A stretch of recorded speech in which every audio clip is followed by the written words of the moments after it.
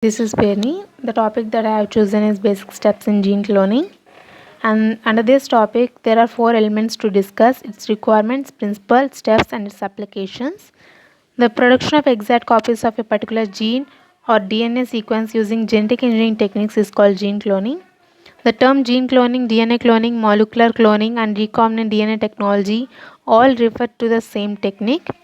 And when DNA is extracted from an organism, all its genes are obtained. In gene cloning, a particular gene is copied, forming clones. And cloning is one method used for isolation and amplification of gene of interest. And DNA cloning can be achieved by two different methods: cell based DNA cloning, cell free DNA cloning.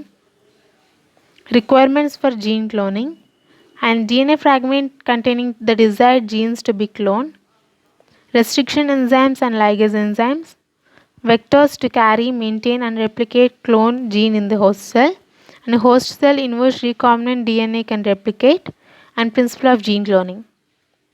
And a fragment of DNA containing the gene to be cloned is inserted into a suitable vector to produce a recombinant DNA molecule. The vector acts as a vehicle that transports the gene into a host cell, usually a bacterium. Although other types of living cell can be used, within the host cell the vector multiplies, producing numerous identical copies not only of itself but also of the gene that it carries. When the host cell divides, copies of the recombinant DNA molecule are passed to the progeny, and further vector replication takes place. After a large number of cell divisions, a clone or a colony of identical host cell is produced. Each cell in the clone contains one or more copies of the recombinant DNA molecule. The gene carried out by the recombinant molecule is now said to be cloned. And steps in gene cloning: there are the seven basic steps involved in gene cloning are isolation of DNA fragments to be cloned, and insertion of isolated DNA into a suitable vector to form recombinant DNA, introduction of recombinant DNA into a suitable organism known as host, and selection of transformed host cells and identification of the clone containing the gene of interest, and multiplication or expression of the introduced gene into the host, and isolation of multiple gene copies or protein expressed by the gene, purification of the isolated gene copy or protein. And these seven basic steps are explained through this picture. And the first step is isolation of the DNA fragment or gene. The fragment of DNA or gene to be cloned must be first isolated. A gene of interest is a fragment of gene whose product interests us. For example, a gene encoding for hormone insulin. The desired gene may be isolated by using restriction endonuclease enzyme, which cut DNA specific recognition nucleotide sequence known as restriction sites towards the inner region, and it produces blunt or sticky ends. Sometimes reverse transcriptase enzyme may also be used, which synthesizes complementary DNA strand of the desired gene using its mRNA. And second step is selection of suitable cloning vector. The vector is a carrier molecule which can carry the gene of interest into a host.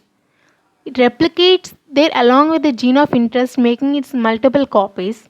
And the cloning vector are limited to the size of insert that they carry. And depending upon this size and the application of the insert, suitable vector is selected.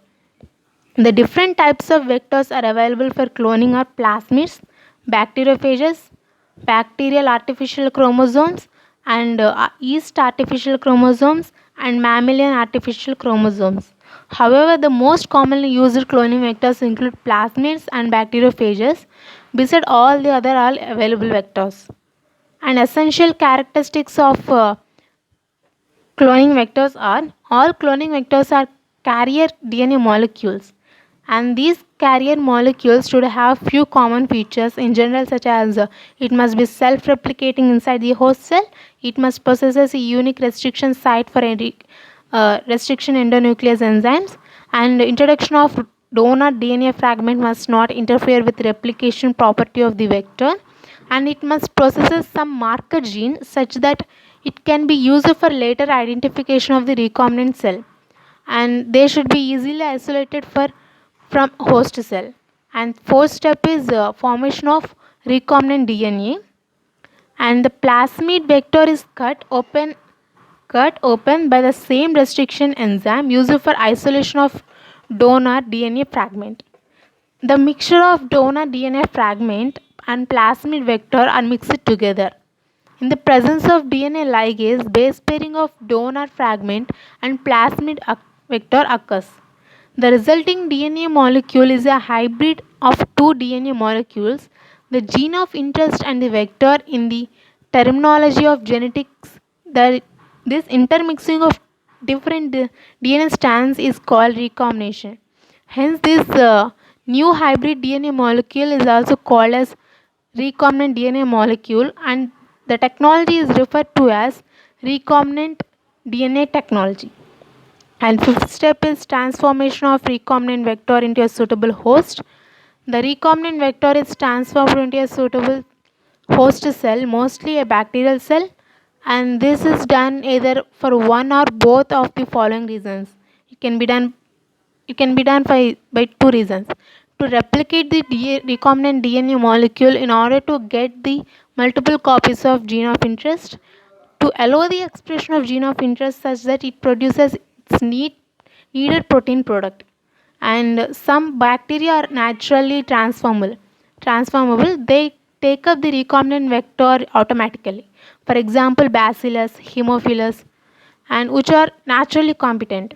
And some other bacteria, on the other hand, require the incorporation of by artificial methods such as calcium ion treatment and electroporation, etc. And sixth step is isolation of recombinant cells.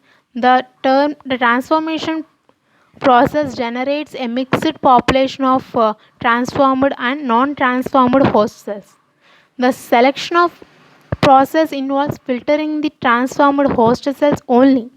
For isolation of the recombinant cell from a non-recombinant cell, marker gene of plasmid vector is employed. For example, PBR322 plasmid vector contains different and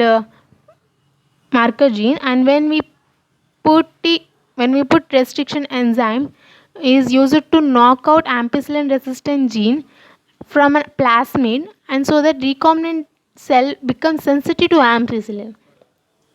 And seventh step is multiplication of selected host cell. And once transformed host cell are separated by the screening process, becomes necessary to provide them optimum parameters to grow and multiply. In this step, the transformed host cells are introduced into fresh culture media, and at this stage the host cell divide and redivide along with the replication of the recombinant DNA carried by them. And if the aim of its if its aim is to obtain numerous copies of gene of interest, then simply replication of the host cell is allowed. But for obtaining the product of interest, favorable conditions must be provided, such that the gene of interest vector expresses the product of interest. And final step is isolation and purification of the product. That is, the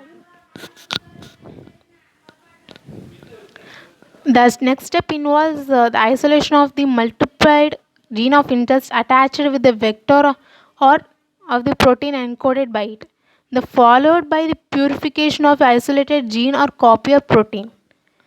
And the application of gene cloning is a particular gene can be cloned and its nucleotide sequences is determined.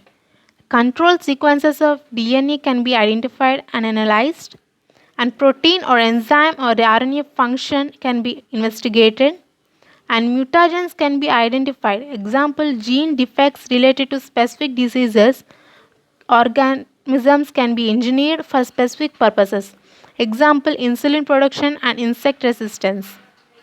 Thank you.